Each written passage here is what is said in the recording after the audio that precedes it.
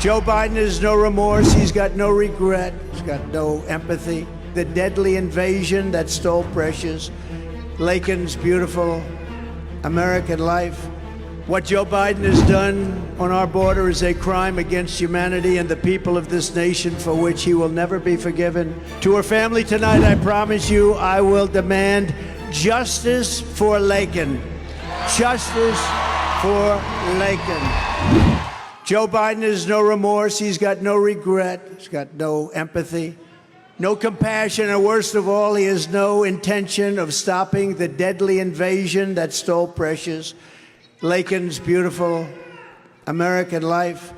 We are profoundly honored to be joined today by the family and loved ones of Laken and some of her great friends. I met them. They're so incredible. The whole group is incredible. To Laken's parents, John and Allison, and her sister, Lauren, her roommate, Connolly, and to all of those who loved Laken, the hearts of hundreds of thousands and indeed millions and millions of Americans and people worldwide, they're shattered alongside of your beautiful hearts.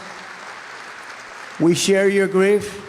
What Joe Biden has done on our border is a crime against humanity and the people of this nation for which he will never be forgiven. That's a very hard thing. We're going to fix it. We're going to fix it fast. We're going to have the largest deportation in history. But what a tremendous shame that this could have happened in our country. What a shame.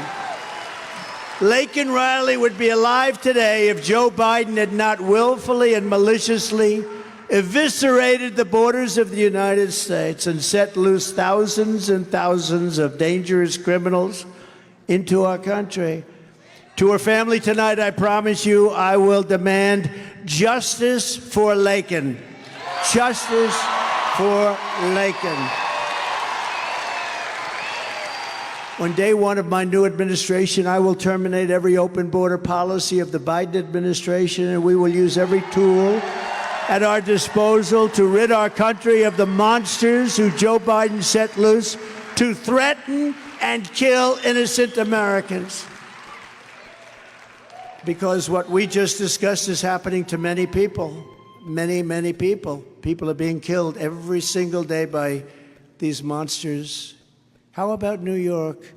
They just put military on the subways, military, because the illegals, as he refuses to say, the migrants, were harming passengers. I mean, think of it. You're going to work for years and years. You're an accountant, you're a lawyer, you're a doctor, you're a carpenter. You're going to work on the subways.